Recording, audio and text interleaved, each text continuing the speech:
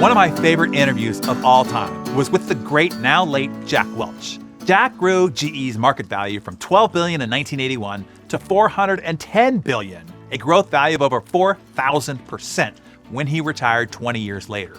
But all of that might not have been if he hadn't had an emotionally intelligent leader when he was still an up-and-comer.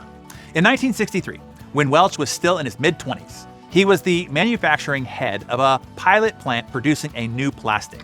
After only working a short time at GE after earning his PhD, he was sitting at his office across from the plant, when the one he was responsible for, when he heard a huge explosion.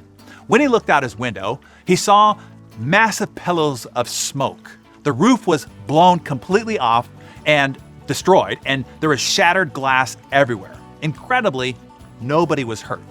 He was called to New York to meet with his boss. He said that drive was the longest ride of his career. Welch was preparing himself mentally for the worst. He thought for sure that he was going to be fired. But instead of being raked over the coals, Welch said his boss calmly asked him what had happened, and he asked him if he knew how to fix it. Here's how Welch articulated what happened. He said, "He took the Socratic method with me and did an incredible job of engaging me in learning about what I had done wrong in the process." He said, "I learned something very valuable that day. I learned to never kick anybody when they're down. It is not if a mistake will be made. It is instead, will you own up to it? And do you know how to fix it? If so, mistakes are forgivable. Lack of accountability, not being solution-oriented, that is not forgivable." Instead of firing Welch, the boss was empathetic, and he turned an expensive mistake into both a lesson for Welch and an opportunity for GE to innovate. In the end, the failed project resulted in a better product than GE's risk-averse competitors. And the boss successfully groomed the emotional intelligence of what would become one of the greatest business icons of the century. Later, when Welch was CEO, a division of his company invested $20 to $40 million on the development of a long-life light bulb. Jack said it was perfect for the new environmental movement. It was energy efficient, it was long-lasting, but it was before its time. It was expensive, costing $10.95 each, and the project fell under its own weight and it had to be shut down.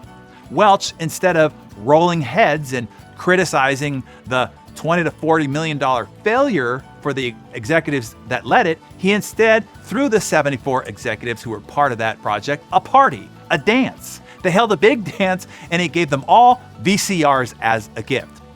Back when that was a thing. They celebrated, as Jack put it, quote, "a great idea, well executed, too early."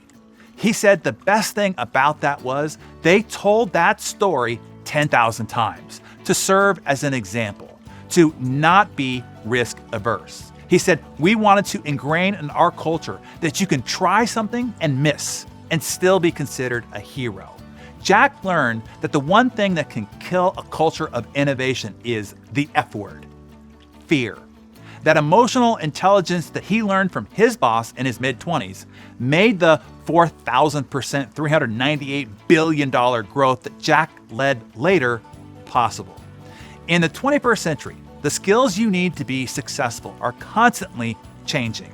What you are doing now and how you are doing it now, you probably didn't even do just a few years ago. Am I right? I mean, think about it.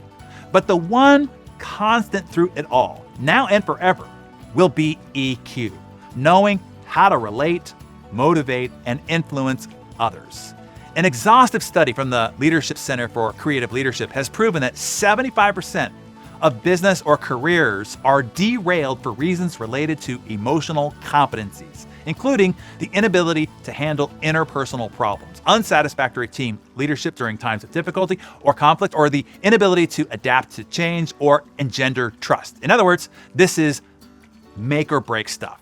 So tell us and take out your Darren Daily Journal. When did a leader demonstrate great EQ by showing you some grace and empathy when you failed or made a mistake? I'd love to hear your real-world situations and stories. Write down some notes in your Darren Daily Journal and then share that with us in the comments below.